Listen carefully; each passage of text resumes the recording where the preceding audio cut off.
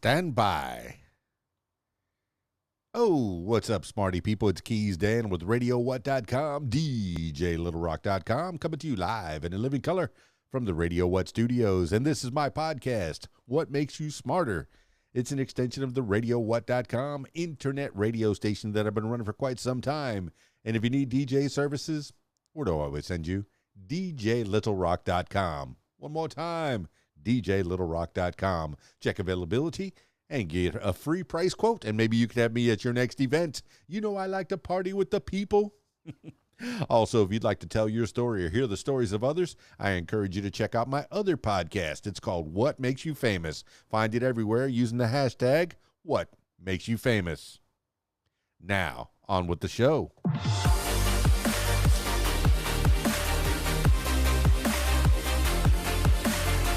Today on the program, the origin stories behind 8 popular idioms, according to InterestingFacts.com. You know, idioms are short phrases that often make no literal sense, but are nonetheless usually understood by the naive speakers of the language.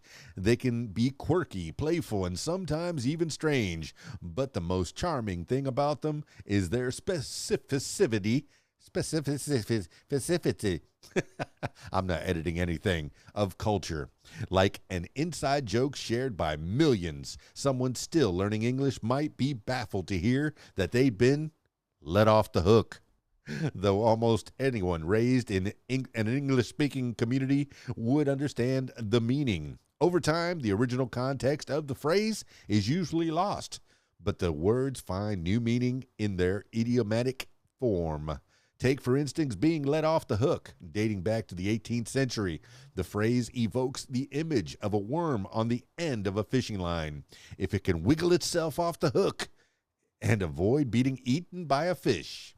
Likewise, a child caught stealing a cookie might beg and plead themselves out of being reprimanded, thereby letting themselves off the hook. Here are a little known origin stories behind 8 other common English idioms. Are you ready? Number 1, wear your heart on your sleeve.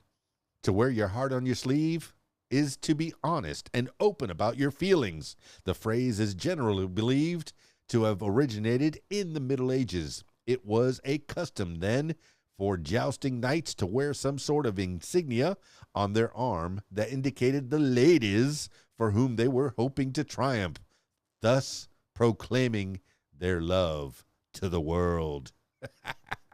Number 2, pardon my French.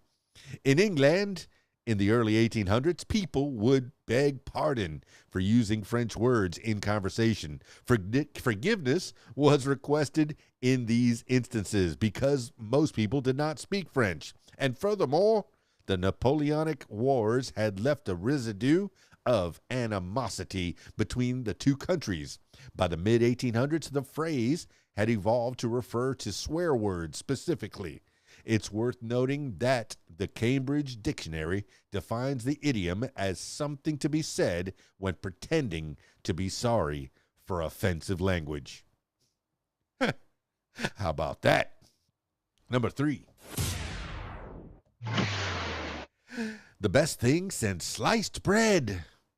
In 1928, when inventor Otto Frederick Rohwedder, oh my goodness, of Davenport, Iowa, first released his bread loaf slicing invention, the advertisement claimed it was the greatest forward step in the baking industry since bread was wrapped.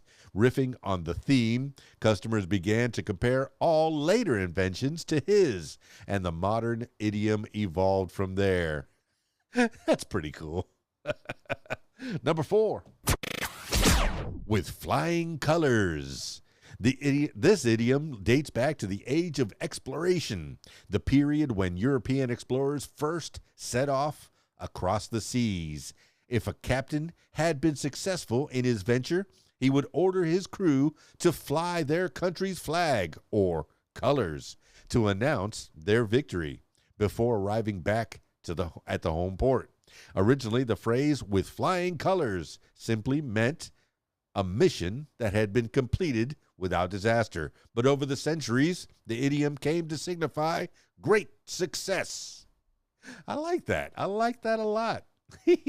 Number 5, the apple of my eye. To be the apple of someone's eye is to be their most adored companion. But what exactly is an eye apple? The idiom is one of the oldest in the English language, traced back to the 9th century.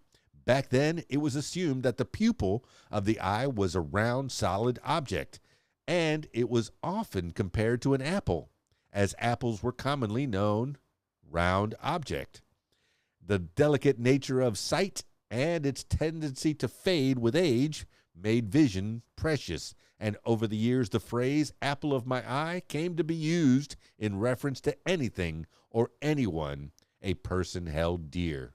That's beautiful. That's just beautiful. Number 6, head over heels. If one stops to think about it, being head over heels is actually how most humans spend their days. So how did this common everyday state of being come to signify romance? In the 1300s, the phrase head over heels was used more literally to describe someone tumbling through a handstand or a cartwheel. But by the 1800s, writers had begun to use the phrase idiomatically to describe someone who had fallen hopelessly in love. Oh, how sweet. Oh, I like these so much. Number 7, buttering up. To butter someone up is to beguile them or to lavish them with praise to get what you want.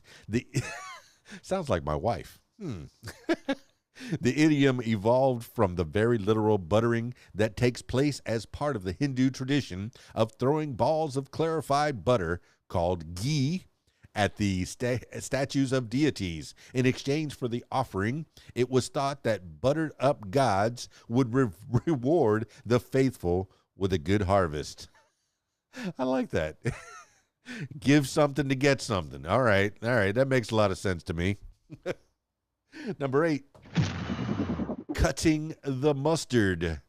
There is much speculation regarding the origin of this idiom, but the most reputable sources trace its usage from the late 1600s when the phrase keen as mustard was used to describe someone of high standards, combined with cutting, which is often used in place of exhibiting.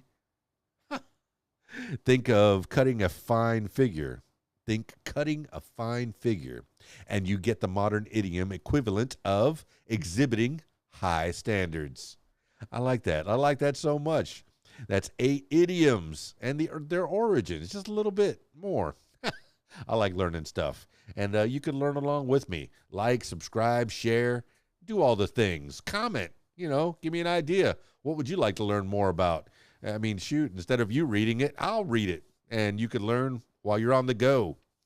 Also, if you'd like to tell your story or hear the stories of others, I encourage you to check out my other podcast. It's called What Makes You Famous. Find it everywhere using the hashtag WhatMakesYouFamous. That's it for me. It's KeysDAN, RadioWhat.com, DJLittleRock.com. Peace. I'm out of here.